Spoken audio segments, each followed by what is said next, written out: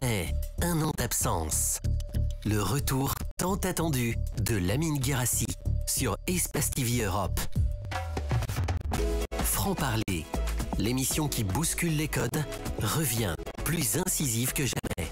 Et pour cette grande première, un invité exceptionnel, Robert Bourgi, conseiller, avocat, confident des puissants. Que va-t-il révéler? Quelles vérités seront dévoilées? Ne manquez pas ce rendez-vous exclusif, vendredi 5 septembre à 9 h sur Espace TV Europe. Franc-parler, présenté par Lamine Guérassi. Préparez-vous à être surpris. Le franc-parler, le rendez-vous de l'actualité. Sans langue de bois, sur Espace. Une personnalité de premier plan pour s'exprimer sans filtre sur l'actualité ou sur un moment fort de sa carrière. 52 minutes de vérité, de débat et de confidences exclusives. Le franc-parler, la parole est libre, la vérité s'invite sur le plateau. Lamine Guérassi.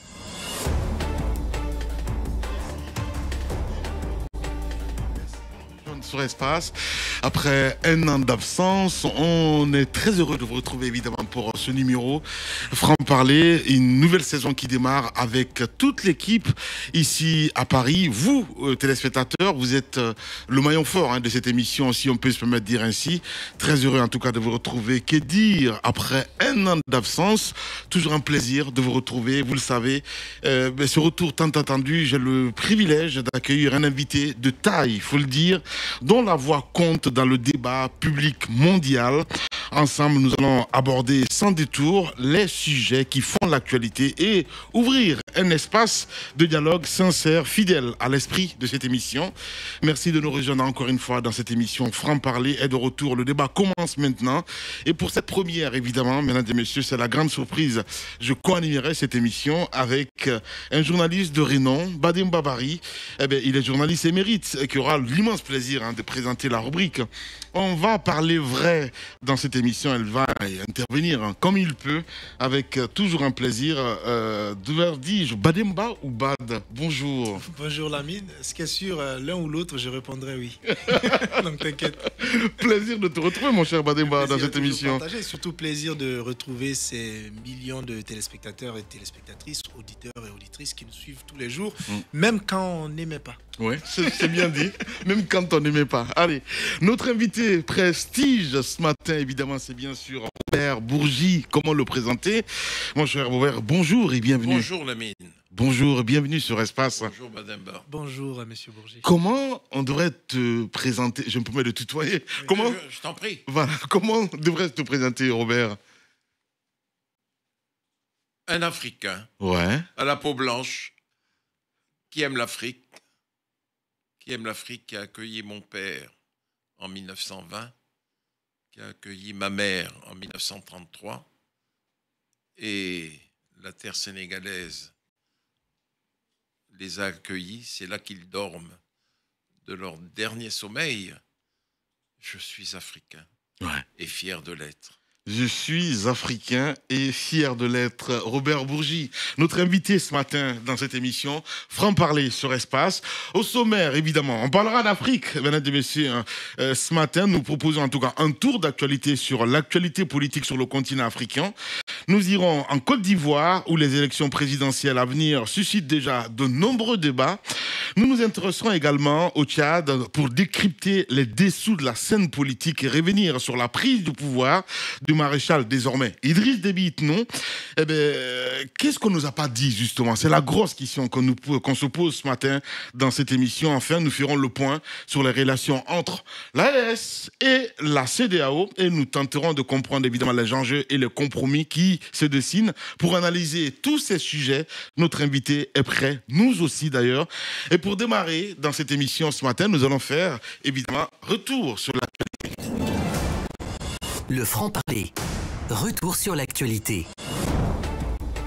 Sur l'actualité avec notre invité évidemment ce matin, Robert Bourgi, vous suivez l'actualité sur le continent, mon cher Robert. Absolument. Voilà, et que dire de ce qui se passe en ce moment du côté de la Côte d'Ivoire, où on a vu récemment le président, l'actuel président, je parle de Alassane Dramane Ouattara, qui se dit briguer un quatrième mandat, pardon.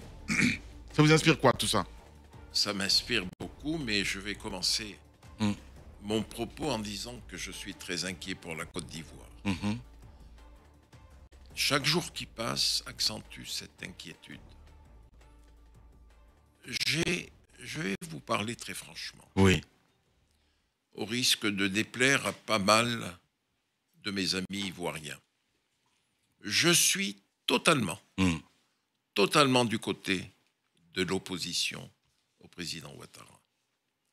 Mais, je tiens à dire ceci, j'ai toujours eu de l'estime, du respect, voire de l'affection pour Alassane Ouattara, que j'ai connu à la fin des années 80, quand il est arrivé en Côte d'Ivoire pour conduire le gouvernement sous Houphouët-Boigny. Mais je ne comprends pas cette volonté de vouloir faire un quatrième mandat. Il y a une constitution. La constitution le permet ou pas? Non, la constitution ne lui permet pas. La constitution de 2016 permet deux mandats. Lui, il en a fait un troisième, et voilà qu'il veut faire un quatrième mandat en s'appuyant sur la volonté, dit-il, de son parti de se représenter une quatrième fois. Mais la volonté d'un parti politique ne doit pas écraser le texte constitutionnel.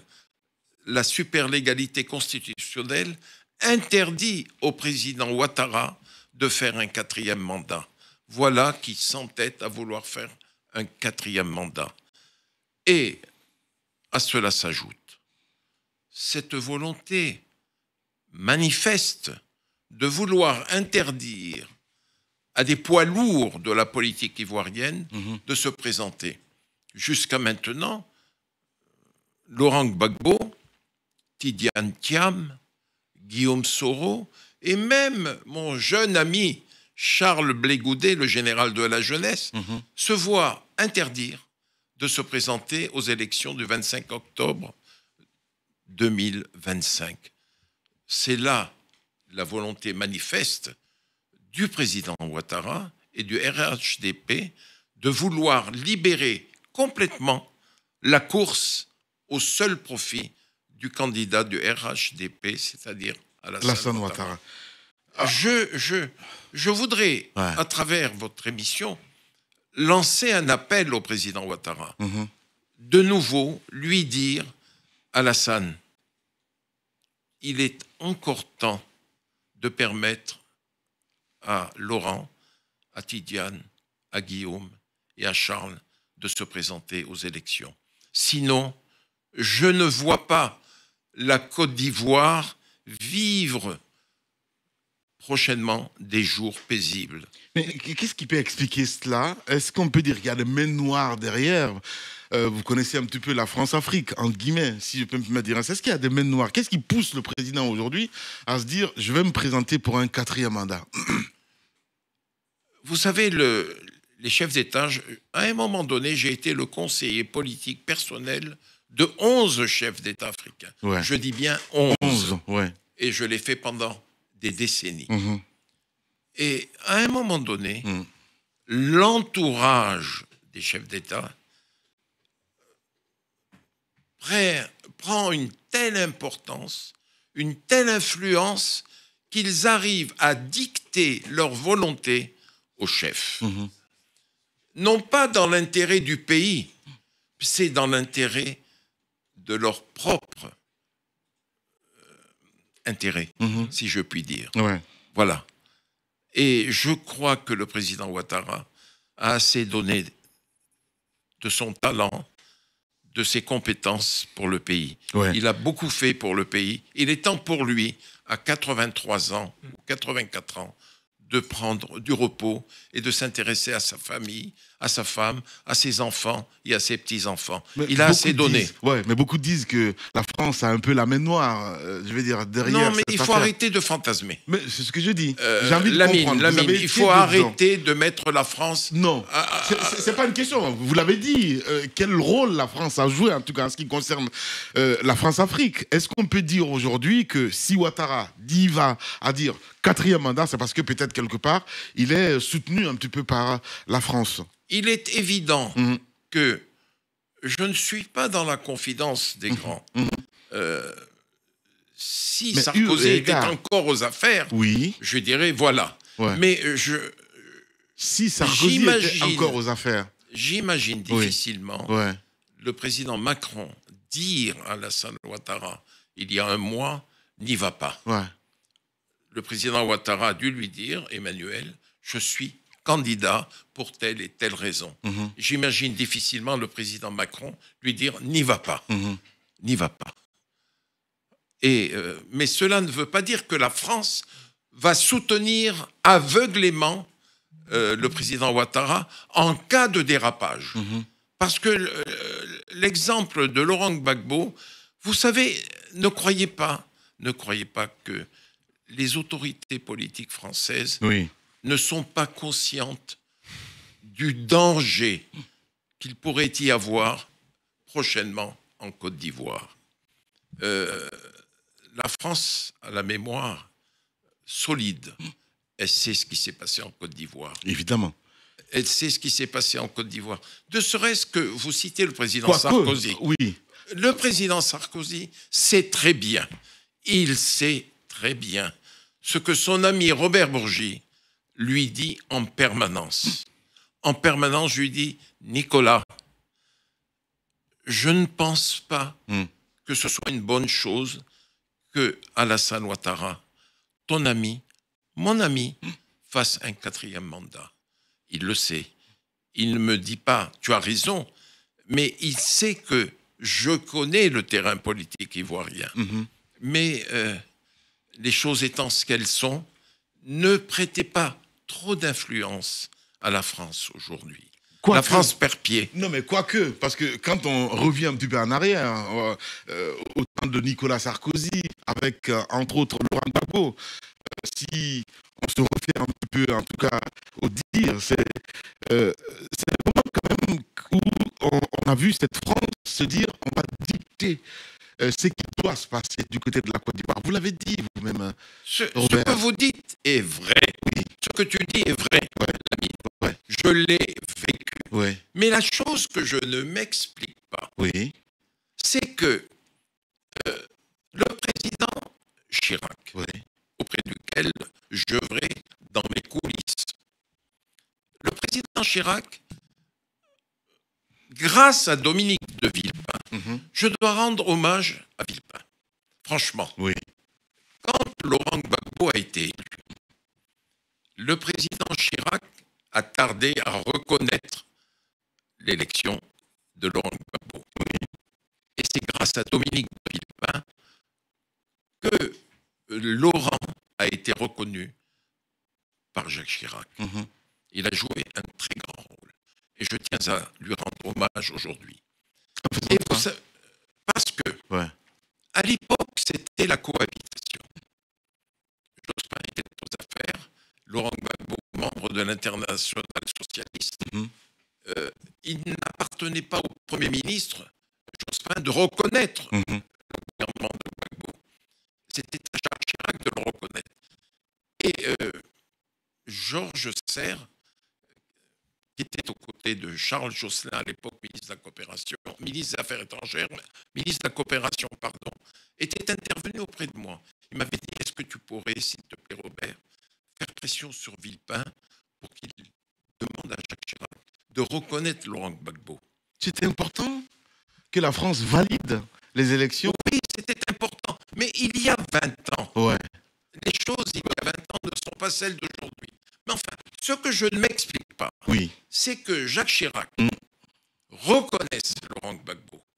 Mais il l'a reconnu, mais c'est pas avec enthousiasme. Mais il l'a reconnu grâce à Villepin. Mais ce que je dois vous révéler, et qui n'a jamais été révélé, c'est que Laurent Gbagbo, avant son élection, était venu à Paris. Je le voyais régulièrement. Et Michel Dupuche, qui était ambassadeur de France à Abidjan pendant près de 15 ans, était le conseiller Afrique de Jacques Chirac. Et il ne fallait pas prononcer le nom de Laurent Gbagbo. Et j'ai obtenu de Villepin, tout-puissant secrétaire général de l'Élysée, de recevoir Laurent Gbagbo. Ils se sont vus, personne ne le sait, ils se sont vus à l'hôtel Bristol, Laurent, Villepin et moi-même. Et Laurent a très bien présenté son programme, son personnage et tout. Villepin a acquiescé, il a pris acte de tout cela. J'ai emmené moi-même Laurent Gbagbo chez Jacques Foccart, le mythique Monsieur Afrique des chefs d'État français. Oui. Il a été reçu par Jacques Foccart, rue de Prony. Et Foccart est intervenu personnellement auprès de Chirac pour dire « C'est un monsieur, je suis l'ami d'Houphouët-Boigny, mais c'est un garçon qu'il faut savoir reconnaître le talent et le projet pour la Côte d'Ivoire. » Et même, un beau matin, Villepin m'appelle, il me dit « Est-ce que vous pourriez, camarade, comme il m'appelait, venir déjeuner à l'Élysée, dans l'appartement du président de la République, avec Laurent Gbagbo. » Avec Laurent Gbagbo. Il y avait Villepin, Gbagbo et votre serviteur. Nous avons déjeuné à l'Élysée alors que Bédier était président de la République de Côte d'Ivoire. Et Dupuche, Monsieur Afrique, qui avait une haine terrible contre Laurent. Et cela s'est fait dans le plus grand secret. Laurent Gbagbo, à l'Élysée, il déjeune avec le tout-puissant secrétaire général de l'Élysée. Et Jacques Chirac l'apprend. Il me convoque, il me dit « Vous êtes content de votre coup? Vous faites venir Gbagbo ici alors que Bédier est président de la République ?» Je lui dis « Monsieur le Président, c'est l'avenir de la Côte d'Ivoire. » Et j'ai été appuyé par Villepin. Les élections arrivent, Gbagbo est président de la République. C'est grâce à Villepin que Jacques Chirac a reconnu, lors d'une conversation téléphonique avec Laurent, le régime de Laurent Gbagbo. Mais ce que je ne m'explique pas, Lamine, c'est que tout de suite après, a germé dans l'esprit de Jacques Chirac une sorte d'hostilité à l'endroit de Laurent Gbagbo. Dans le même temps, où, par la voix de Dominique de Villepin, il demande à Laurent Gbagbo de l'aider pour l'élection présidentielle de 2012. De 2012, oui. 2012, effectivement. Non, 2002. Non, 2002. 2002. Et c'est quelque chose que je ne comprends pas. Aujourd'hui, tant d'années ont passé, Chirac fait dire par Villepin qu'il a besoin d'être aidé. Parce que qu'a fait Jospin arrivé à Matignon? Jospin a bloqué les fonds spéciaux. Donc, il y avait moins d'argent. Donc, la caisse noire. Voilà. La caisse noire était moins alimentée. Les chefs d'État africains continuent à financer Jacques Chirac, mais il a demandé à ce que Laurent Gbagbo l'aide. Et Laurent Gbagbo l'a déclaré, n'a fait que confirmer ce que j'ai dit. Il a donné 3 millions de dollars. Bon. Mais par contre, ce que je n'explique pas, tu demandes de l'aide à quelqu'un et ensuite tu fais tout pour le contrer. Et il est évident que la rébellion de Guillaume Soro au pouvoir légitime de Laurent Gbagbo n'a pas pu se faire sans l'aide de la France. Ah ouais? Ah oui. C'est ça que je ne m'explique pas. La rébellion de Guillaume Soro a été financée par la France. Jacques Chirac était très lié à Blaise Compaoré. Oui. Blaise Compaoré était l'agent de transmission de la France vis-à-vis de Guillaume Soro. Et la rébellion a été, si vous voulez, soutenue par la France. Ça, je l'ai vécu. Je l'ai vécu. Et c'est la raison pour laquelle, lorsqu'il y a eu les accords de Marcoussis, vous savez, les fameux accords de Marcoussis, Oui. j'ai personnellement, et j'espère qu'il va m'entendre, Eugène Alou était directeur du protocole de Laurent Gbagbo. Il vient à Paris préparer l'arrivée de Laurent Gbagbo pour les accords de Marcoussis. Or, je savais, moi, que les accords de Marcoussis, ça allait être l'enterrement, si vous voulez, politique de Laurent Gbagbo. On allait lui enlever la couronne du pouvoir. J'ai dit moi-même à Eugène Alou, j'ai dit Eugène, appelle Laurent en langue, dis-lui de ne pas venir aux accords de Marcoussis. Dis-lui de ne pas venir parce qu'ils vont le désosser. Laurent n'a pas voulu m'écouter. Il est venu et vous savez ce qui s'est passé à Marcoussis. Évidemment. Et là, Villepin a été ignoble avec Laurent Gbagbo. Il lui a même dit à un moment donné, je vais te tordre le bras. Ça, je ne l'ai jamais supporté. Je ne l'ai jamais supporté. Et ce que je vous dis là, aujourd'hui, Laurent ne l'a jamais su. Il va l'apprendre À travers notre émission. à travers votre émission. Franc-parler sur Espace, mesdames et messieurs, de retour évidemment avec un invité exceptionnel ce matin, Robert Bourgi. Avec lui, on décrypte l'actualité pour qu'on se replonge un petit peu dans les archives, entre autres, mon cher Bad. Il l'a évoqué, hein, il l'a dit, parce que l'information principale ce matin, si je peux me dire ainsi, c'est cette rébellion du côté de la Côte d'Ivoire, hein, à l'époque, il faut le rappeler. Guillaume Soro, si vous nous dites que cette rébellion a été financée par la France, moi... Soutenu par la France, pas financé. Soutenu par la France. Qu'est-ce que vous appelez être soutenu, pour un peu lever l'amalgame, puisque très souvent, soutenu, ça sonne aussi peut-être financé quelque part. Écoutez-moi bien. Je ne dis que ce que je sais. Mais qu'on veuille bien aussi remplir les points de suspension. Quand on soutient, on finance. Et forcément.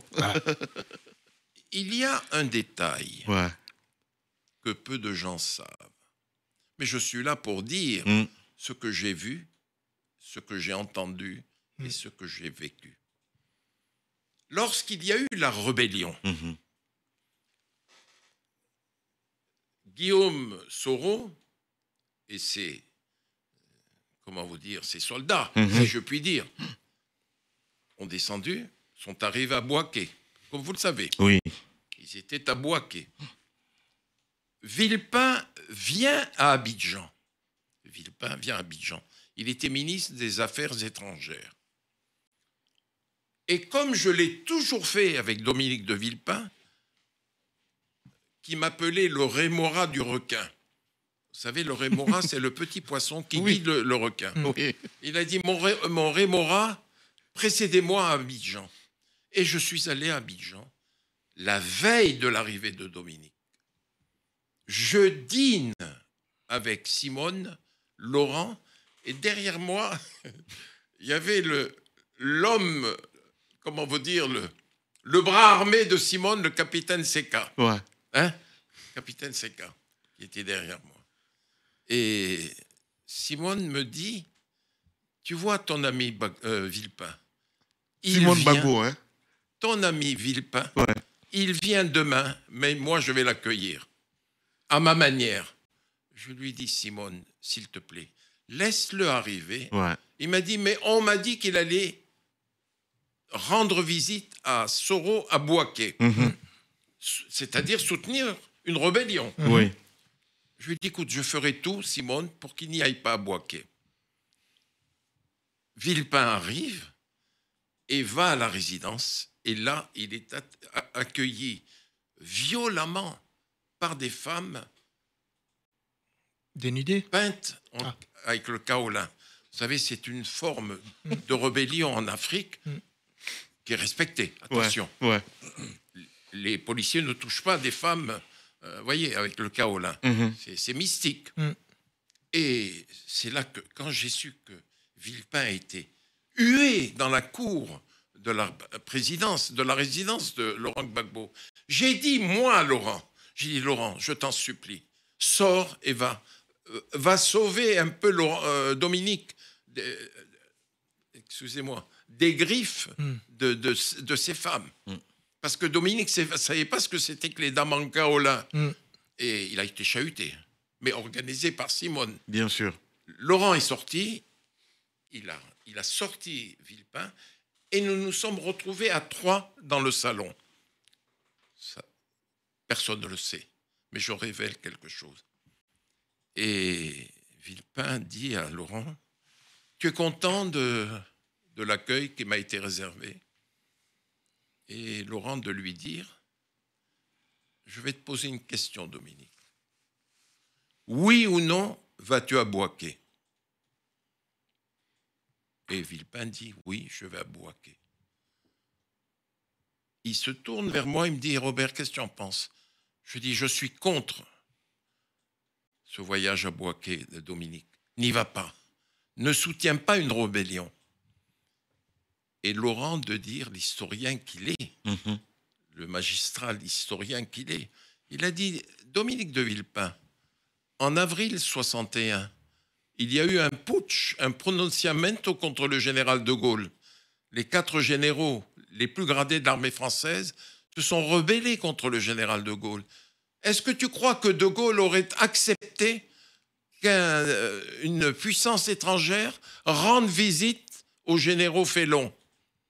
Il a dit non. Il lui a dit, alors pourquoi vas-tu voir Guillaume Soro? Robert est de mon avis, tu ne devrais pas y aller. Eh bien, Villepin a maintenu, il est allé rendre visite à Soro, à Bouaké. Et quand j'ai retrouvé Villepin à Paris, je lui ai dit, vous avez, excusez-moi, vous avez déconné, Dominique. C'est une faute majeure. Vous n'auriez pas dû le faire. C'est pour ça que je vous dis que la France, indirectement, a soutenu la rébellion. Et moi, j'ai une autre question pour revenir sur cet aspect politique en Côte d'Ivoire. Alors que c'est Villepin qui a permis la reconnaissance par Chirac du pouvoir de Gbagbo. D'accord. Pour revenir sur l'actualité politique en Côte d'Ivoire, vous nous avez un peu décrit ce qui est possible de se passer si, disons, Ouattara retire des élections de la liste électorale les différents candidats, notamment Tidiane Cham et Gbagbo et Guillaume Soro. Mais que se passerait-il s'ils reviennent dans la liste? Est-ce qu'ils pourront vraiment tenir tête à Alassane Ouattara, selon vous? J'ai dit dans une de mes interviews, je souhaiterais que le président Ouattara soit candidat pour un 4e mandat. Je l'ai dit, ça a choqué les gens. Mais vous vous souvenez, Lamine? Oui. Je l'ai dit, je souhaite qu'il soit candidat, mais à condition que les autres soient sur la ligne de départ. Mais que le meilleur gagne.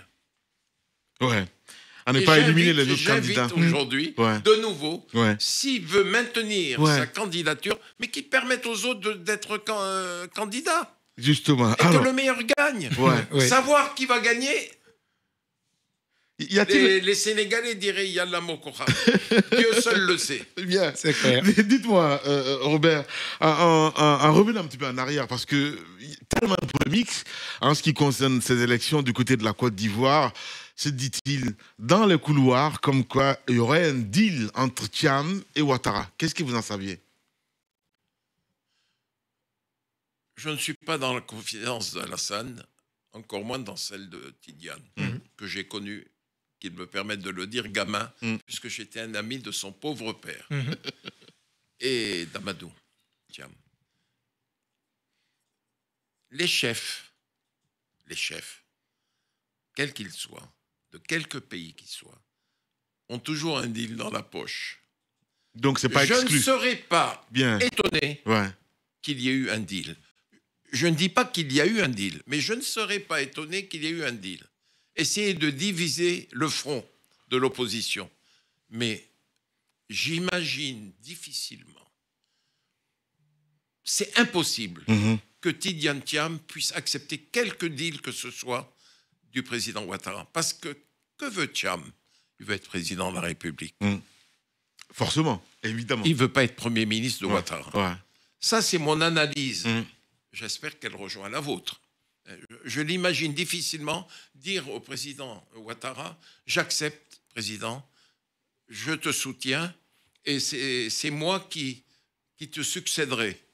Non. C'est impensable. C'est impensable. Ouais. Je ne l'imagine pas. Ouais. Connaissant l'intelligence de Tidjane et le sens pratique, je l'imagine difficilement. Alors, Ouattara, vous l'avez eu récemment ou pas au téléphone?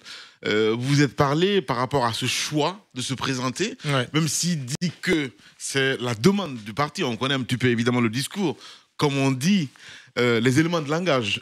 Vous l'avez eu ou pas du tout récemment? Je n'ai pas eu Alassane Ouattara au téléphone. Je ne l'ai pas vu depuis 15 ans, alors que je le voyais régulièrement avant qu'il ne soit président. Depuis qu'il est président, je ne l'ai plus jamais revu. Mais au mois de juillet, je suis retourné en Côte d'Ivoire après 15 ans. Et je l'ai dit, je ne l'ai pas caché.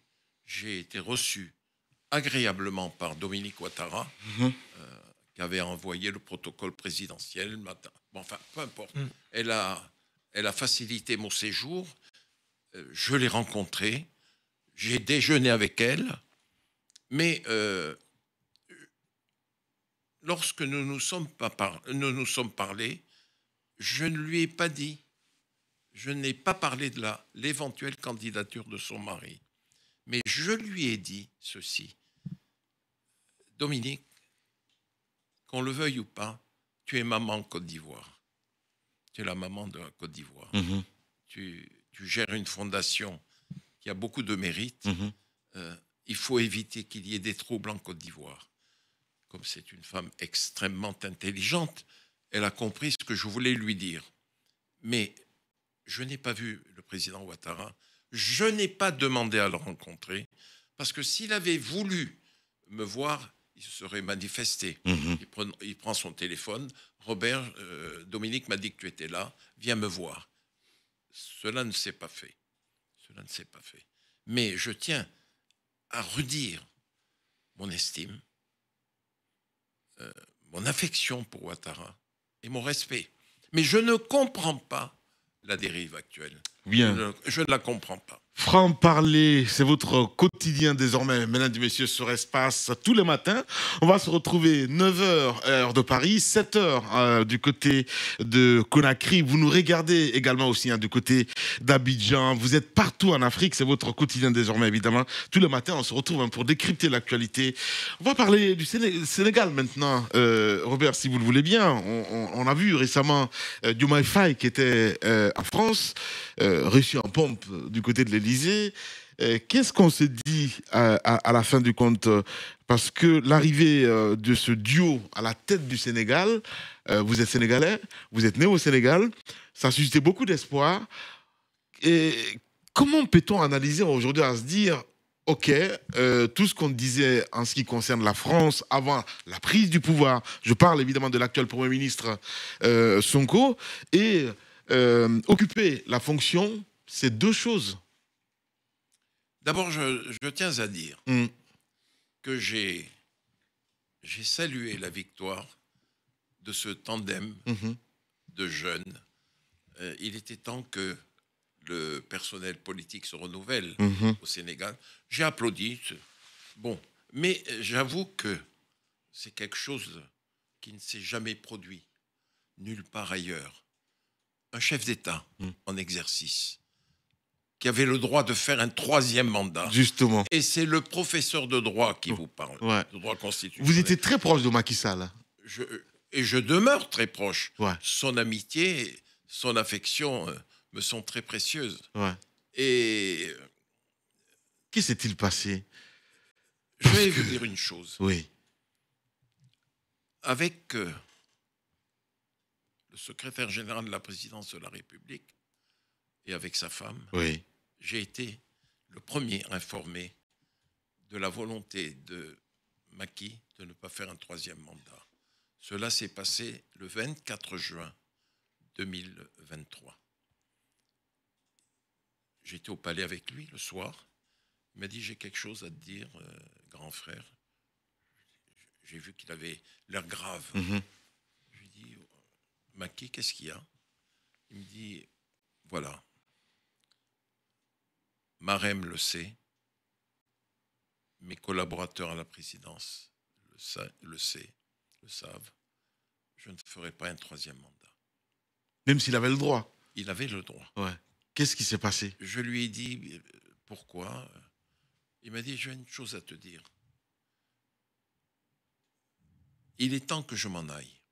Et je sens qu'il faut une relève au Sénégal. À ce point, hein? Ouais. Je sens qu'il faut une relève. Et là, il m'a dit ceci. Il m'a dit, 80 morts, ces dizaines de morts, Robert, pèsent sur ma conscience. Et je crains que si j'étais candidat à un 3e mandat, des événements graves pourraient se produire au pays. Et il est temps que je m'en aille, que je transmette le pouvoir. Et vous en avez vu beaucoup de présidents qui permettent aux 2 candidats de la relève de sortir de prison, les autoriser à se présenter à la présidentielle. C'est ce qui s'est passé avec Diomaye et Ousmane. Diomaye est sorti de prison. Il a commencé le ramadan en prison. Il l'a terminé au palais de la République. C'est quelque chose d'exceptionnel. Quand on a des institutions fortes, parce qu'ils ne savaient pas aller du jour au lendemain à se dire je ne veux plus y aller, il y a des institutions qui ont mis la pression quand même à côté du beaucoup de Sénégal. manifestations aussi. Justement, il y a eu beaucoup de manifestations, c'est ce que je dis. La justice est passée par là, oui. Écoutez-moi bien. Ouais. La décision qu'a prise Macky Sall, il l'a prise en accord avec sa conscience. Dans l'entourage politique de Macky, tout le monde voulait qu'il fasse un 3e mandat. Il a pris la décision souverainement, en accord total avec sa conscience. Il savait que le Sénégal, à travers sa jeunesse, était mûr pour une transmission générationnelle, comme dirait le président Ouattara. Et il a voulu partir. Mais moi, j'ai envie d'entendre ce que vous dites, mais pourquoi attendre qu'il y ait des bains de sang? Pourquoi attendre qu'on soit au pied du mur pour décider de faire ce qu'il fallait faire? Le bain de sang, c'est un bien grand mot, mais enfin, il y a eu du sang, il y a eu des morts. C'était 2 années auparavant. Mais Macky Sall est un politique. Il a senti qu'il était temps de partir.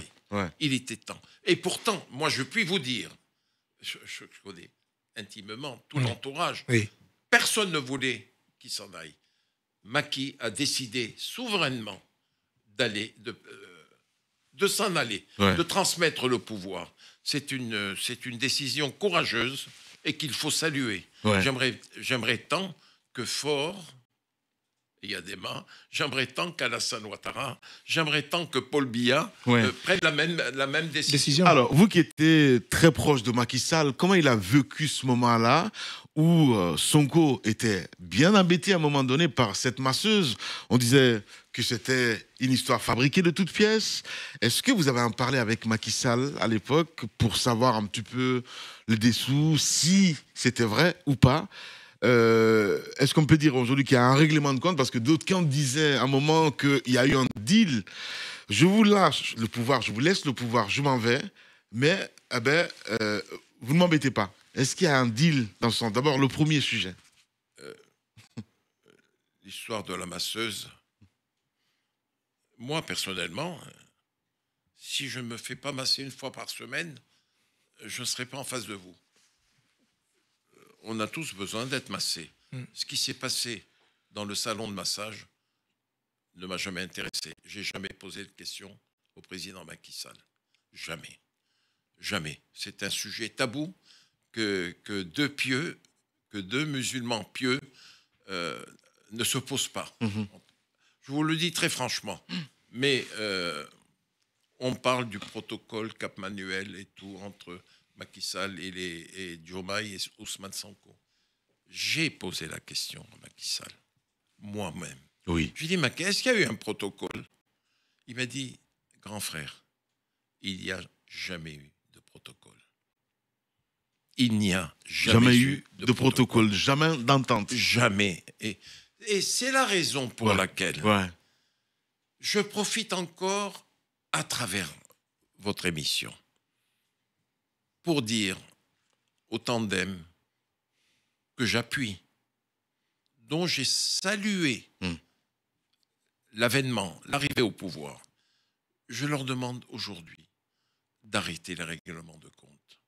Vous pensez qu'il y a un règlement de compte? Ah oui, le beau-frère est en prison, Farba est en prison, d'anciens hommes Mais c'est justifié. C'est justifié. Non. Mais non. Non, si, je c'est suis pas justifié. d'accord. Moi, l'avocat, Robert Bourgi. Je suis pas d'accord. Il y a des faits quand même à un moment donné. Mais sinon, moi, la question que j'ai envie de poser, est-ce que Macky lui-même, s'il était resté, il serait en prison en ce moment? Parce qu'il a quitté quand même le Sénégal de façon très inopinée pour se rendre au Maroc. Non, il a quitté le Sénégal dans l'avion présidentiel. Exactement. Que le président Diomaye Faye a mis à sa disposition pour quitter le pays. Non, je ne suis pas d'accord. Mais moi, j'ai une chose à vous dire. Moi, qui suis en contact permanent avec Macky Sall, il n'a jamais, depuis qu'il a quitté le pouvoir, Macky Sall, nulle part, n'a cherché à démolir le tandem qui gouverne le pays. Jamais. Il ne l'a jamais démoli. Il a vu des personnalités en France et ailleurs. J'ai posé la question aux gens. Jamais. Même avec moi, jamais il n'a dit du mal du tandem gouvernant. Mais comment est-ce possible, Robert Bourgi? Lamine, je suis là pour dire la vérité. Regardez, je vois la vérité. Oui. Je vous dis la vérité. Oui. Je vous dis la vérité. Mon langage cash est connu de tout le monde. Jamais il n'a médit de ces gens-là. Jamais. Mais il est peiné. Il est profondément peiné du sort qui est réservé à ses fidèles. Et vous ne pensez pas quand même que la femme de Macky Sall, Marème, est triste de voir son frère en prison? Vous ne pensez pas que c'est une profonde peine? C'est pas la question. Je veux dire, quand c'est justifié quelque part, on se dit ça devait arriver. Là, on passe à cette question justement. Comment comprendre aujourd'hui, parce qu'on sait que du côté de... Ils étaient au Maroc, les Macky, ils étaient au Maroc à un moment donné. Marrakech. Oui. Marrakech. Ils n'ont pas été embêtés là? Parce que j'apprenais à un moment... Non. Arrêtez de croire ce que racontent certaines personnes, la Cour internationale de justice, la Haye, ça tient pas la route, tout ça. Ça, c'est des fantasmes. Ça, c'est des fantasmes. Et l'arrivée de Diomaye Faye en France, c'est un tournant décisif ou pas du tout? Parce que j'apprends que... C'est la 3e fois qu'il vient en France. Je parle de ce qui s'est fait maintenant. Parce que récemment, on a vu que le Premier ministre a annulé sa visite ici en France. Pour aller en Italie et pour aller en Asie. Comment comprendre ça? Vous qui êtes dans les sérails. Non. Je ne connais ni Diomaye ni Ousmane, mais je les décrypte. Oui. Ousmane, c'est... comment vous dire? C'est un nerveux. C'est la tempête sous un crâne. C'est un guerrier. Guerrier au sens noble du terme, attention. Et Diomaye est un pacifique. C'est deux personnalités totalement différentes. Et on m'avait posé la question, est-ce que ce tandem va tenir? Bon, il y a des tandems qui n'ont pas tenu. Moi, je pense qu'il tiendra, ce tandem. Forcément. Il tiendra. Parce qu'il s'équilibre. L'un est la fougue, l'autre est la placidité. Il tiendra, ce tandem. Et... on verra bien. Parlez vrai, mesdames et messieurs, sur Espace, c'est tous les matins désormais votre rendez-vous. Nous allons continuer l'émission évidemment avec notre seconde rubrique, débat sans filtre. Le franc-parler, débat sans filtre. débat sans filtre avec notre invité ce matin, mesdames et messieurs, qui n'est autre que Robert Bourgi. On parle de Tchad cette fois-ci, mon cher Robert. Eh ben, de ce côté, tellement de choses à dire. Tous les jours, des choses se passent et on se pose des questions dont forcément on n'a pas de réponse. Maréchal, désormais, je parle de Idriss Déby, l'actuel président, évidemment, du côté de Tchad. Vous suivez l'actualité avec nous de ce côté. Et récemment, on apprend que la mort d'Idriss Déby n'était pas, je vais dire, est-ce qu'on peut dire quelque chose qui était programmé et d'autres diront même que l'actuel président aurait assassiné son père. Je vais vous répondre. J'ai connu personnellement Idriss Déby. Ouais. J'appréciais le personnage. J'aimais beaucoup Idriss. Je le respectais, je l'estimais, je l'affectionnais. C'était un soldat au sens noble du terme. Ouais. Vous savez, le général de Gaulle, on disait « Vous êtes général ?» Il disait « Non. Je suis avant tout un soldat. » Et Idriss était un soldat. Oui. Et sa mort, dans des conditions tragiques, m'a beaucoup peiné. Mais comme vous, j'ai reçu des informations qui ont inondé les rédactions en France que l'actuel président du Tchad, le maréchal Mohamed Idriss Déby, serait à l'origine de la mort de son père. Et d'ailleurs, le propre frère d'Idriss Déby avait accusé nommément son neveu d'avoir été à l'origine de l'assassinat de son père. Il avait demandé, comme vous le savez, Salah Déby, il avait demandé une enquête internationale pour voir ce qui s'était réellement passé. Bon, il n'a pas pu aller jusqu'au bout de enquêtes de son enquête, puisqu'il est mort dans des conditions assez mystérieuses. Lui, le Salah Lui Déby. aussi. Et l'autopsie avait conclu à un empoisonnement. Et Mahamat aurait-il été à l'origine de la mort tragique de son père? Seule une enquête pourrait le dire. Mais les rédactions en France, comme vous d'ailleurs, vous avez été inondés d'informations. On ne le sait pas. On ne le sait pas. Mais j'ai connu Mahamat. Justement. Je l'ai connu, non. Je l'ai rencontré quand je voyais son père, il était là. Son père l'aimait beaucoup, attention. Son père l'aimait beaucoup. Le seul reproche d'un aîné que je puis faire au maréchal président, c'est qu'il s'est fait maréchal un peu trop tôt.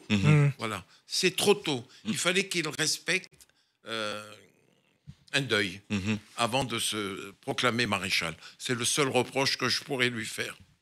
Reproche amical.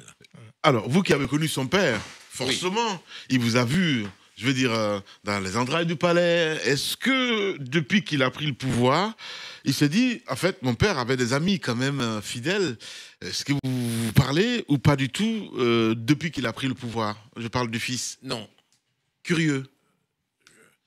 J'ai vu une seule fois son demi-frère à Paris lors d'un sommet de la francophonie. Il m'avait dit, il faudrait, tonton, que tu viennes à N'Djamena et tout. Ça n'a pas été suivi des faits. Je n'ai jamais eu de contact avec l'actuel président du... Quel est votre avis sur le régime militaire en Afrique? Si les militaires sortent de la caserne et prennent le pouvoir, c'est à cause de la faillite du pouvoir civil. Si le pouvoir civil avait réussi, les militaires resteraient chez eux, dans la caserne. Mais n'oubliez jamais une chose. Lorsque les militaires quittent une caserne, ils oublient le chemin du retour. Ils restent là, ils ne partent plus. Vous encouragez-vous des régimes militaires en Afrique? Je ne les encourage pas, mais ils vont proliférer. Ah bon? Ah oui, je suis certain. Monsieur, quelles sont les raisons sur lesquelles vous vous basez pour affirmer cela? Parce que la faillite des pouvoirs civils. La faillite. Donc, ce qui veut dire, en termes clairs, les années qui viendront, il y aura plus de régimes militaires en Afrique. C'est mon pronostic. D'accord. Peut-être que je ne serai plus de ce monde, mais vous verrez des régimes militaires apparaître un peu partout en Afrique. Ouais. Regardez, en Guinée, vous êtes guinéen. Oui. Vous êtes guinéen. Si Alpha Condé avait gouverné de manière saine, si les finances étaient saines, si les relations, si les affaires étaient saines en Guinée, je ne vois pas pourquoi il y aurait eu un coup d'État militaire. Vous savez très bien qu'il y a eu... Alpha Condé est un frère. Vous savez, je vais vous confier quelque chose. Ouais. Lorsque mon pauvre père a quitté ce monde, le 10 avril 1979, je vais vous confier un secret de famille. Il y a eu une réunion de la famille Bourgi chez le notaire de mon père. Est-ce que vous savez qui était le doyen à ce conseil de famille? Alpha Condé. Il fait partie de la famille Alpha. Mais Alpha, il y a eu une dérive du pouvoir en Guinée. Il y a eu dans l'entourage d'Alpha, dans la famille d'Alpha, des dérives, des gens assoiffés d'argent qui ont fait des affaires au mépris des règles les plus élémentaires de la comptabilité publique. Et c'est pour cela qu'il y a eu l'irruption des militaires en Guinée. Et que maintenant le général Doumbouya exerce un pouvoir pressant, comment vous dire, dur. Bon, ça c'est à regretter. Ça c'est à regretter. Mais si Doumbouya a pris le pouvoir, c'est parce qu'il y avait la faillite du pouvoir d'Alpha Condé. D'accord. Et moi, toujours en restant, en parlant de ces régimes militaires, nous avons aujourd'hui la création de l'AES, qui est aussi, disons, une coalition de 3 États aujourd'hui qui connaissent des présidents militaires, notamment le Niger, le Burkina et le Mali. Quel serait votre avis sur l'AES? Moi, c'est un avis positif. OK.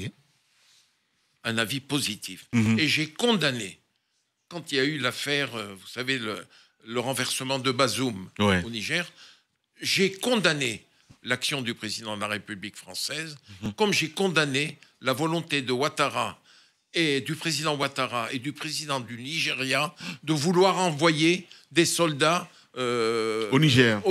Oui. Et d'ailleurs, Macky Sall entendra l'émission, qu'il se rappelle que je suis intervenu dans la nuit auprès de Macky Sall pour lui dire Macky, ne sois pas solidaire de cette volonté d'Alassane Ouattara et du président du Nigeria d'envoyer des soldats au Niger. Oui. Et d'ailleurs, il s'est désisté retiré immédiatement, le président Macky Sall, pour pouvoir garder sa position de médiateur dans cette affaire.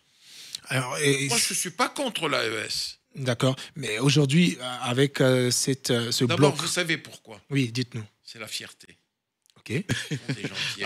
À ce niveau. Ah oui. Mais vous savez ce qui se passe du côté de Burkina Faso quand même. Mais non, attendez. Beaucoup de choses se passent. Robert, disons les choses comme elles sont.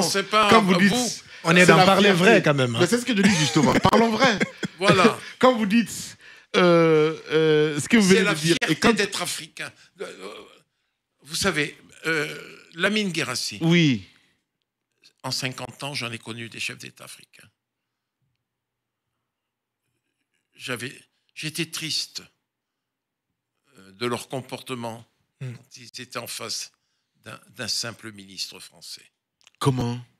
Ils étaient serviles, obséquieux. C'est horrible. Moi, je vous le dis.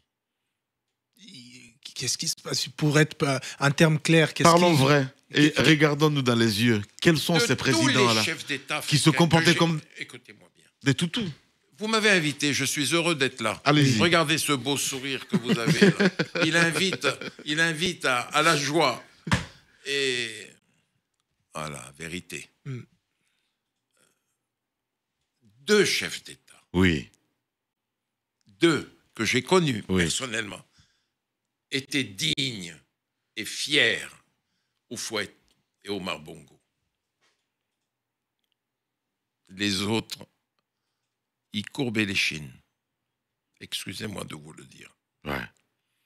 Je les ai vus. Ils courbaient les chines. Je ne peux pas vous le dire, Mais vous dire non, autrement. Robert, vous n'allez pas nous faire ça. Oui. On a dit parlons vrai. Eh C'est ben, très c'est important. parce que je parle vrai que Mais vous c'est mais non, réagissez mais c'est ce comme que je ça. dis justement quand vous dites. Ouais, mais tout le monde peut le dire. Mm. Mais vous avez parlé tout à l'heure de Omar Bongo et de quel président? Houphouët. Houphouët-Boigny. Ça veut dire que ces deux-là étaient dignes. Je ne vais pas dire que les noms que vous allez citer, que ce sont des indignes. Je ne dirais pas ça comme ça. Mais qui sont ces chefs d'État-là qui... 10 moins 2, à vous de voir. Il veut dire tout le reste. 10 moins 2, à vous Donc, de disons, voir. 98%, c'était des chefs d'État qui courbaient les Ah chines. non, non, non. Donc, ça, au moins, c'est clair. Il y en avait un dont je tairai le nom parce qu'il n'est plus de ce monde. Je lui ai dit, mais pourquoi tu te baisses quand tu serres la main à un ministre? Tu es chef d'État. J'espère que la caméra me regarde. Quand il voyait un ministre, et un jour j'en ai eu marre. Je lui ai dit, mais arrête, sois digne, sois fier. Ouais. Tu es président. Il est de quel Tu es- pays? Il va continuer à D'Afrique. creuser, hein, c'est du Lamine Guérassi. D'Afrique du... Afrique centrale. Ah, Afrique centrale. D'accord. Ok, d'accord. On se rapproche. Hein. Il est Je plus lui ai de ce dit, monde. mais arrête, Il n'est plus tu de es ce monde. président. Ouais. Tu es président.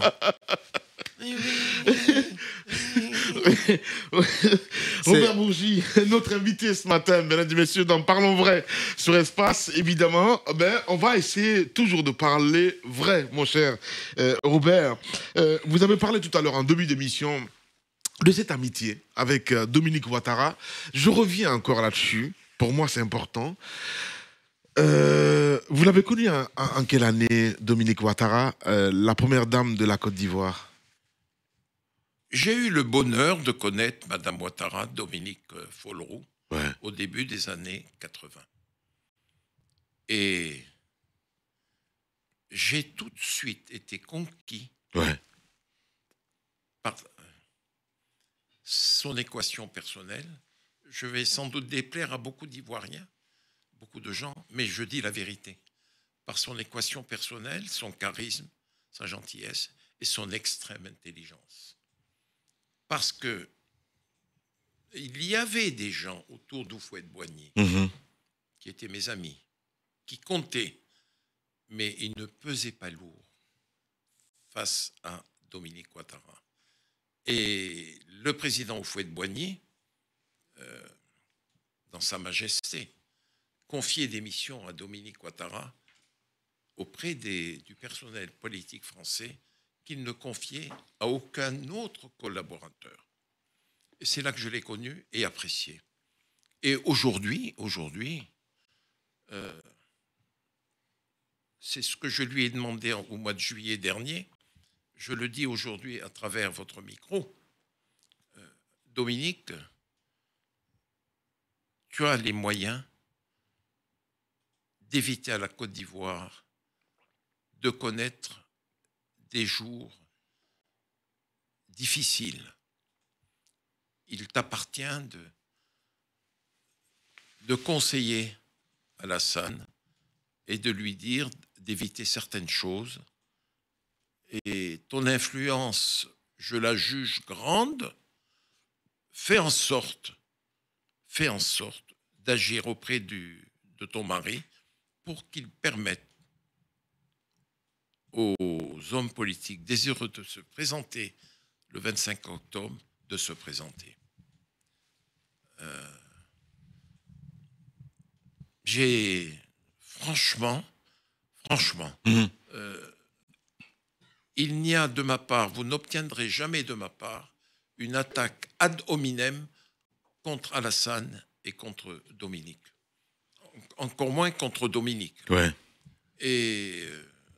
Mais la politique étant ce qu'elle est, je serais ravi mais honoré, mais comment vous dire, ça serait un honneur pour Alassane Ouattara de décider S'il de n'est pas encore laisser trop tard concourir les autres. de renoncer. Oui. Bien. Allez, vous restez avec nous sur Espace à suivre un peu plus tard dans notre émission. On va s'intéresser évidemment à 2 rubriques, photocall et concessions. Tout ça à venir le temps d'une pause et derrière on revient. Tous les matins sur Espace, mesdames et messieurs, votre rendez-vous désormais évidemment d'actualité avec nous, avec des invités prestige. Nous sommes là pour vous aider à avoir les clés de l'actualité. En ce 5 septembre 2025, nous sommes en direct ici à Paris avec un invité prestige, évidemment, ce qui n'est autre que Robert Bourgi, mesdames et messieurs. Avec lui, nous décryptons l'actualité et avec Badé Paris Bad, donc avec toute l'équipe ce matin. Merci en tout cas à vous tous. Vous êtes très nombreux d'ailleurs à nous suivre partout en Afrique, mais aussi ici en France, entre autres. Nous allons continuer notre émission avec notre 3e rubrique, Photocall. Le franc-parler. Le photocall. Voilà, allez, photocall. Le but de la rubrique, mon cher Robert, c'est vous demander si vous avez une personnalité au bout du fil. Qu'est-ce que vous aimeriez lui demander? C'est un peu ça le but de cette rubrique, mon cher Robert. Nous allons partir avec notre première photo. On parle de Ali Bongo. Ali Bongo. Oui. Ouais, si vous avez au bout du fil. Vous leur auriez demandé quoi? D'abord, bonjour Ali. Je regrette, je suis triste de l'état dans lequel tu te trouves aujourd'hui sur le plan de la santé, mais tu as commis pas mal d'erreurs. Une fois que tu as été porté au pouvoir, il faut dire les choses comme elles sont. Si Nicolas Sarkozy, Claude Guéant, secrétaire général de l'Élysée, et ton grand frère Robert Bourgi n'étaient pas intervenus, tu n'aurais jamais été président de la République en 2009. C'était André Mbaobam qui, normalement, devait être élu. Tu as été président de la République et la première chose que tu as faite, c'est d'oublier complètement Nicolas Sarkozy. Tu as été un homme ingrat vis-à-vis de lui et tu as été ingrat vis-à-vis de moi. Tu t'es laissé dicter la politique par un Béninois et cela t'a coûté le pouvoir. Tu as laissé les Béninois gouverner le pays, alors que lorsqu'on est le fils d'Omar Bongo Ndimba, on ne se fait pas dicter sa politique. Et aujourd'hui, loin du pouvoir, voilà que tu fais un procès à l'actuel président de la République du Gabon, gabonaise, qui n'est autre que l'ancien aide de camp de ton papa. Si tu pouvais éviter ce procès, évite-le. Et essaye de t'entendre à l'africaine.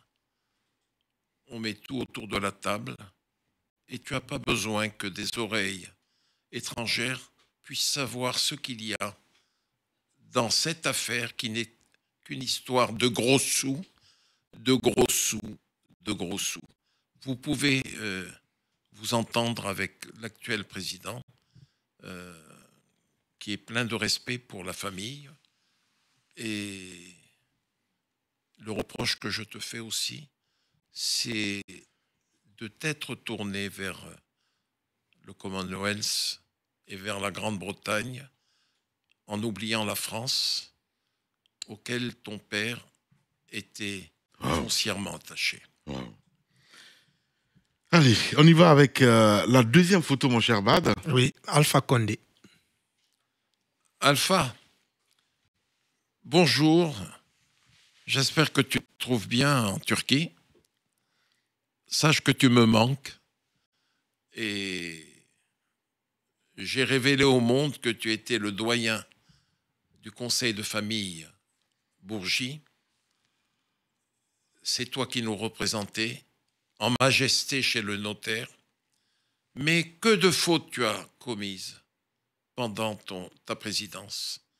Tu étais un espoir pour la Guinée et tu as déçu les espoirs de tous les Guinéens. Mais cela ne m'étonne pas. Rappelle-toi qu'une fois, nous dînions avec ton frère Albert, qui est mon frère, et je t'avais dit, tu es encore plus dictateur que Sékou Touré. Et voilà, ton aide de camp t'a renvoyé en exil. Le prochain. Prochain. Dominique Ouattara. Dominique, j'avoue que je suis surpris par cette émission qui est un piège pour moi. Mais comme j'ai le langage cash, je vais te dire les choses telles que je le pense. Et je t'aime comme un frère aîné aime une petite sœur. Nous avons quelques années d'écart, mais je t'affectionne autant que je t'ai toujours affectionné. Mais j'ai une chose à te dire, Dominique. Maman Côte d'Ivoire, même s'il y a des opposants, nous sommes en Afrique. Tu es la maman de ce pays. Je te demande une chose. Fais en sorte que Laurent Gbagbo, que Tidiane Thiam, que Guillaume Soro, que Charles Blé Goudet puissent être candidats le 25 octobre 2025, même si Alassane fait contre le texte constitutionnel un 4e mandat. Je suis certain que les Ivoiriens, dans leur majorité, comprendront cela. Qu'ils soient candidats pour un 4e mandat, mais que les autres soient sur la ligne de départ et que le meilleur gagne. Alors, Lamine Guirassy me demande qui va gagner. Mais impossible de dire qui va gagner. Il y aura un vainqueur. Et je profite de cela, de cette émission piège, pour te confier une confidence d'Omar Bongo Ndimba, qui te considérait comme sa fille, et moi comme son fils. Je lui ai dit un jour, « Papa », comme j'appelais Omar, « mais pourquoi vous financez tout le monde ?» Sais-tu ce qu'il m'a répondu? « Mais fiston, quand tu vas aux courses de chevaux, si tu finances, tu mises sur tous les chevaux, il y en a un qui va rentrer. Au moins, tu es toujours gagnant. » Voilà. Alors, moi, je sais quel est le gagnant que tu souhaiterais. Mais alors, fais en sorte qu'il y ait cette course, s'il te plaît, avec tout le monde. Franc-parler sur Espace, mesdames et messieurs, dans sa rubrique Photocall. Bad, on enchaîne. On enchaîne avec Laurent Gbagbo. Bonjour Laurent. Je t'aime toujours autant que je t'ai toujours aimé. Et je sais que, quelque part, tu as regretté mon attitude en 2011, lorsque tu as quitté la Côte d'Ivoire pour La Haye. Je savais qu'Albert, mon frère, ton frère, te rendait visite régulièrement. Et moi, dans le même temps où il te rendait visite, je rendais visite à un autre détenu à La Haye, Jean-Pierre Bemba. Et j'ai une chose à te dire, Laurent. Je ne t'ai jamais trahi. Je ne t'ai jamais tendu des pièges. J'ai fait ce que j'ai pu pour toi. Mais le pouvoir en a décidé autrement. Et j'ai livré au monde ma dernière conversation avec le président de la République française, Nicolas Sarkozy, quand il m'a demandé de t'appeler. Je t'ai appelé du bureau de Guéant, secrétaire général de l'Élysée.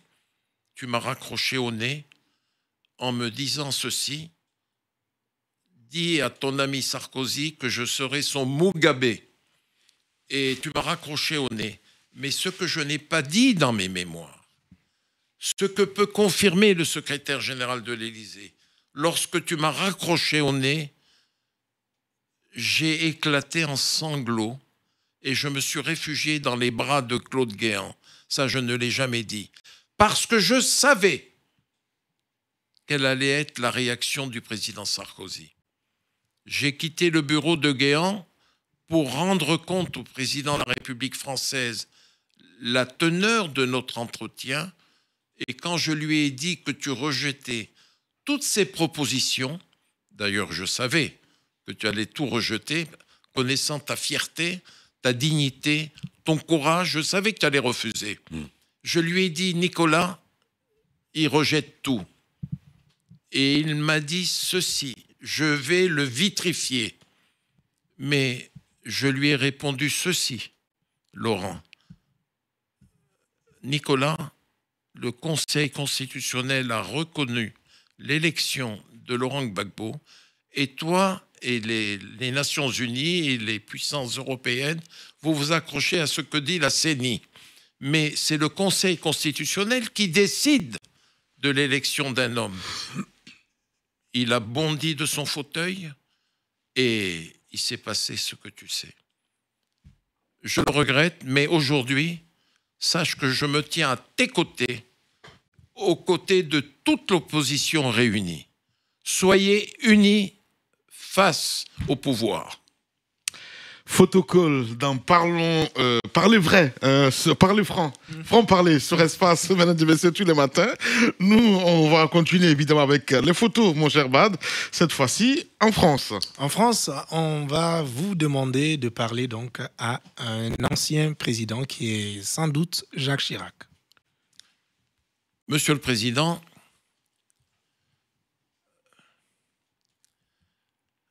je sais que j'ai révélé des choses que là où vous êtes en droit de juger pas élégantes. Savoir que vous avez été financé par les chefs d'État africains.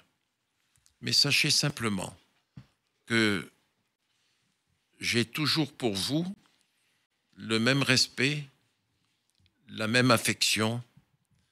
Et ce que je ne comprends pas, Monsieur le Président, c'est qu'il y avait en vous deux Jacques Chirac.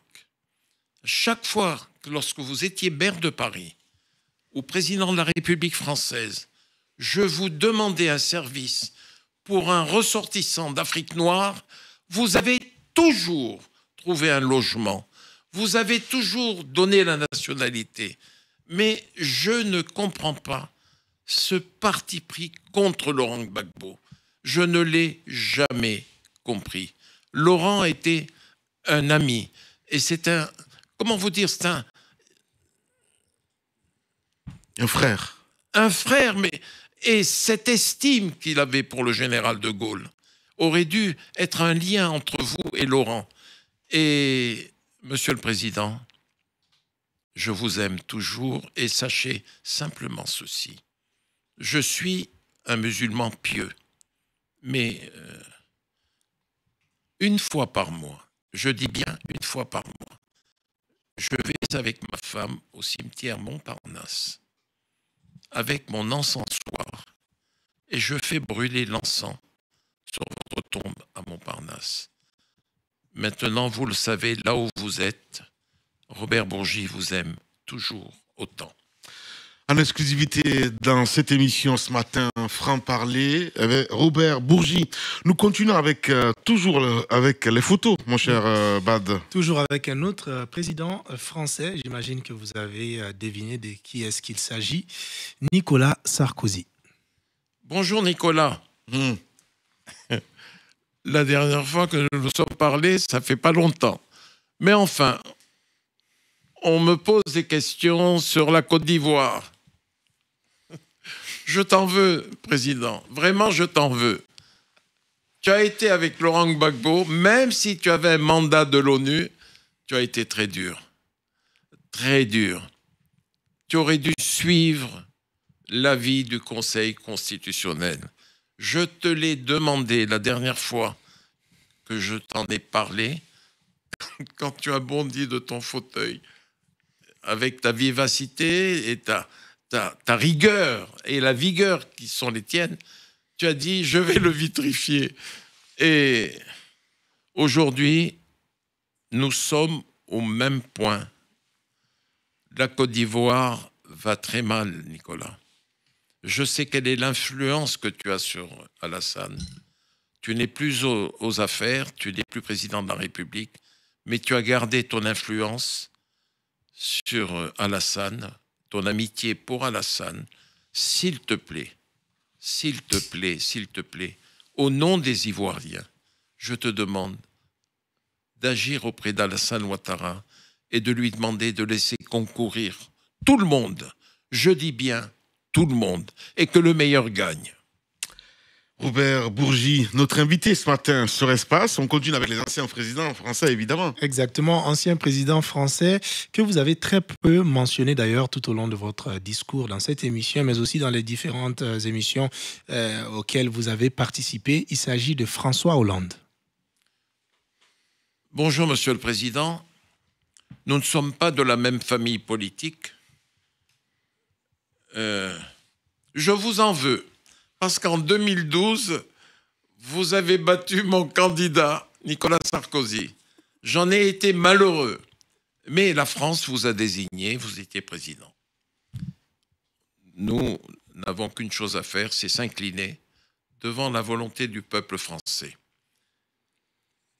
Je vous en veux, Monsieur le Président, pour une chose. Lorsque vous avez entrepris votre premier voyage en Afrique, c'était au Mali. Grâce à vous, vous avez freiné l'avancée des djihadistes. Et vous avez été magnifique lorsque vous avez dit à Mopti, c'est le plus beau jour de ma vie parce que les Maliens vous accueillaient en tant que papa. C'est ça, c'est une tradition africaine, Monsieur le Président. Vous étiez le papa de tous les Maliens. Vous aviez freiné l'avancée des djihadistes. Mais je vous en veux pour une chose.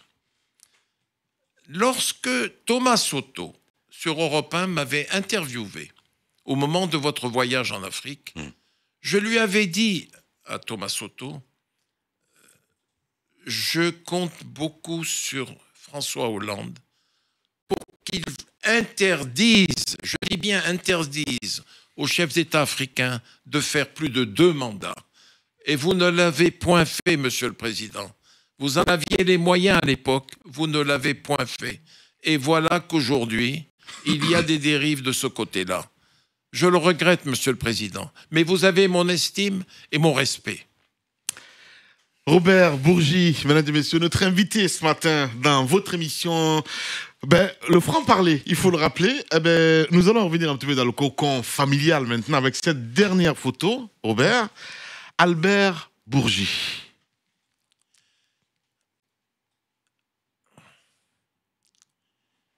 L'émotion me gagne, Albert.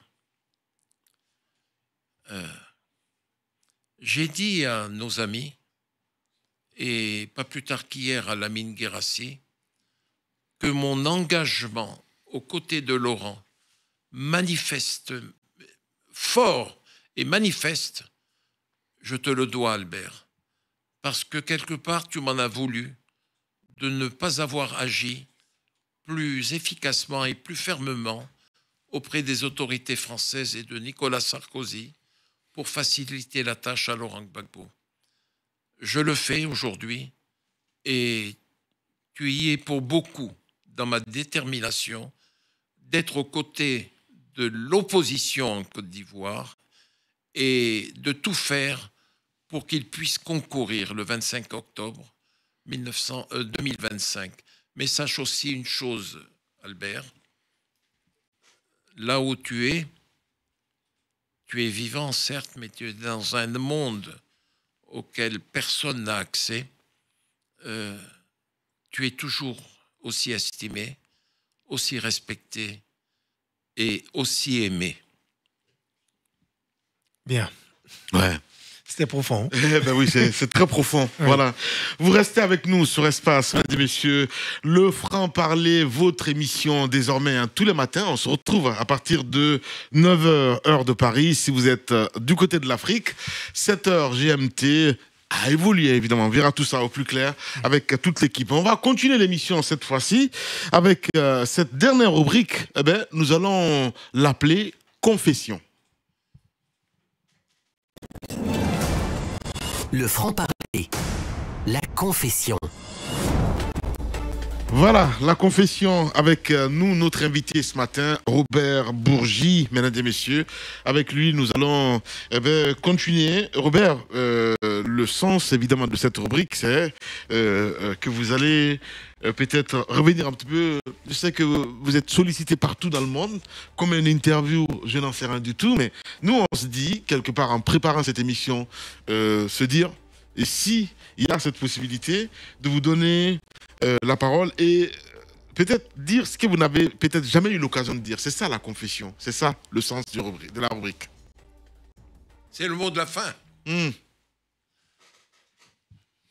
1986, mars 86, c'est la première cohabitation. Mitterrand est président de la République française, Jacques Chirac est Premier ministre, Michel Aurillac est ministre de la Coopération, et Jacques Chirac fait de moi. J'étais prof à la fac de droit d'Abidjan. Il m'appelle, il me dit « Vous êtes au cabinet de Michel Aurillac comme conseiller politique ». Donc,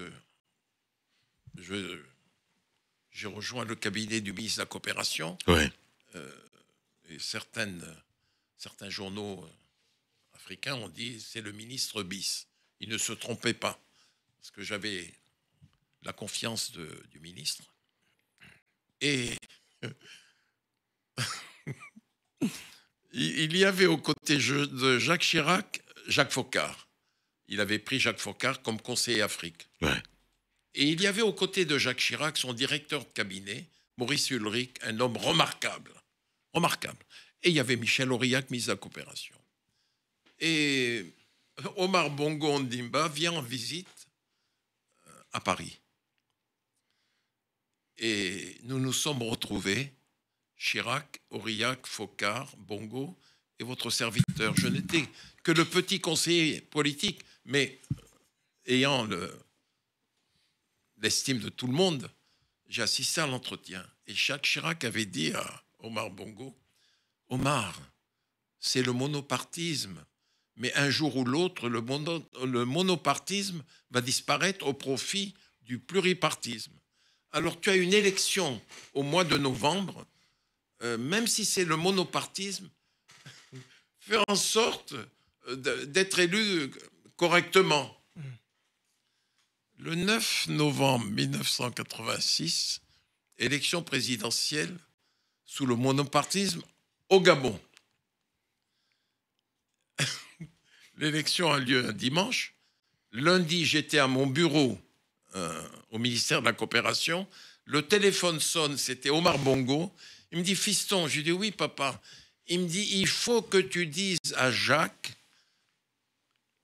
que je vais l'appeler tout à l'heure pour lui donner la primeur des résultats de l'élection présidentielle. » Alors que c'était le monopartisme.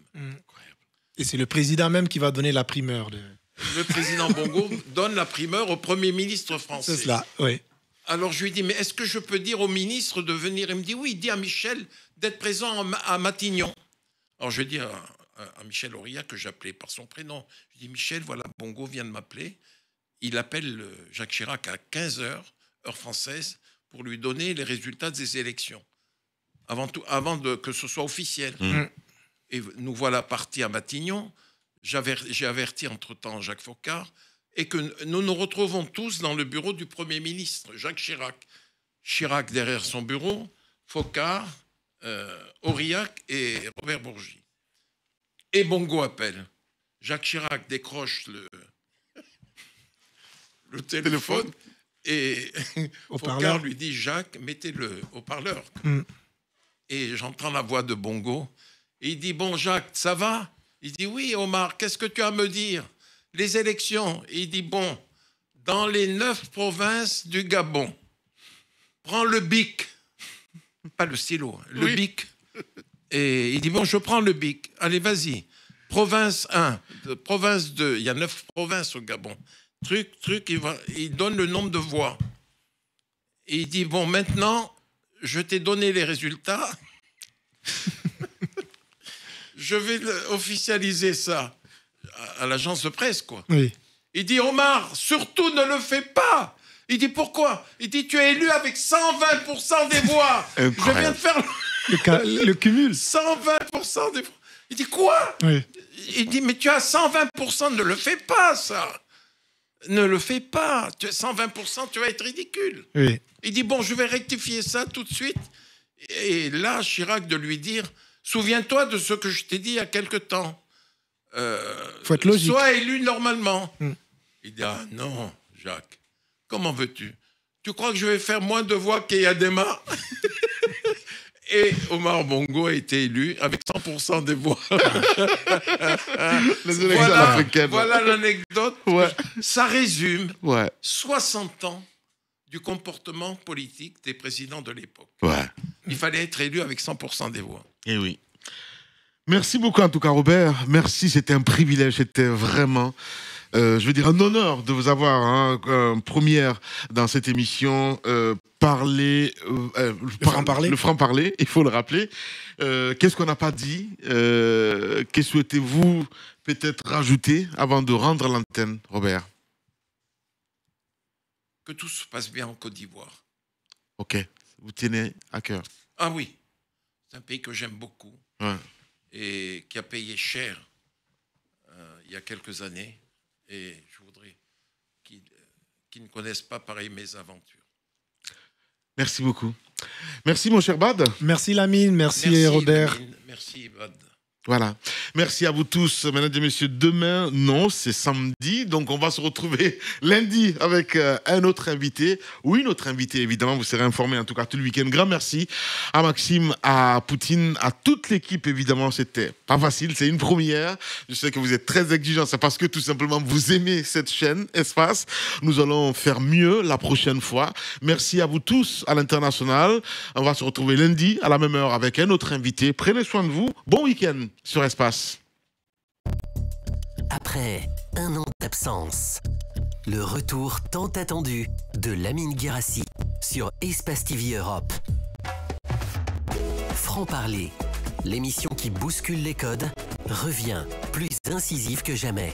Et pour cette grande première, un invité exceptionnel, Robert Bourgi, conseiller, avocat, confident des puissants. Que va-t-il révéler? Quelles vérités seront dévoilées?